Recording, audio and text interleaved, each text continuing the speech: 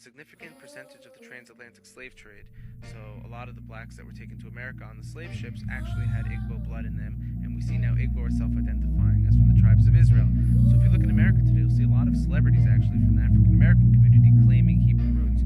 Reference would be Amari Stoudemire, high-profile basketball player, rapper Kendrick Lamar, who's got I don't know, maybe 1 billion views on some of his stuff. These are people who are influential, and people look at them like maybe they're crazy. How do they have any ties to the tribes of Israel? Then all of a sudden, we see the actual ships that brought him here coming from the exact place in Africa where it's an Israelite hotbed. So this is going to be also an interesting piece of the puzzle. It's mind-boggling to me, which I can't imagine why this is not in the news and not spoken about, is that like a large chunk, more than a fourth of the transatlantic slave trade came specifically from this one tribe.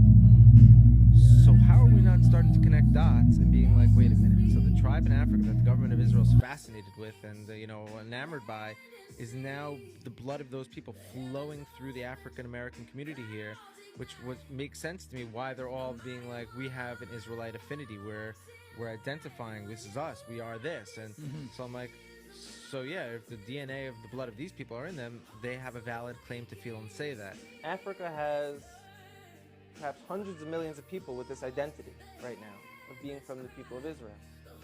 Does that mean they were from the 10 tribes? Likely not. We were taught by the historians and within our own traditions that when the Romans conquered Judea, a few hundred years after that the tribes of Israel went into exile, perhaps millions of Judeans were sold into slavery. Into Africa, into Rome, deep into Africa.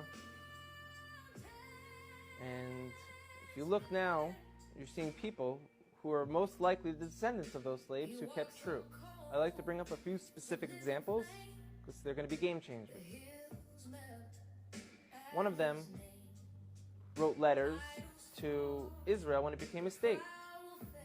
And they said, we're Israelites out in Africa. Everyone laughed at them and they said, African Israelites, these people are just trying to jump on the first world country bandwagon. They're living in a third world country, they got nothing. We're coming to Israel, we got innovation, technology. So they're trying to get on this train because there's such a thing called the right of return. All descendants of the Jewish people from around the world were able to move to Israel. So they said we are also. And everyone kind of laughed at them, like I said. And a few people took it serious and went out there and started studying them, learned about their culture. And a professor from Duke University went out there and did DNA testing on them. And he showed not only did they share Semitic genes from people who were in Yemen, back to the Middle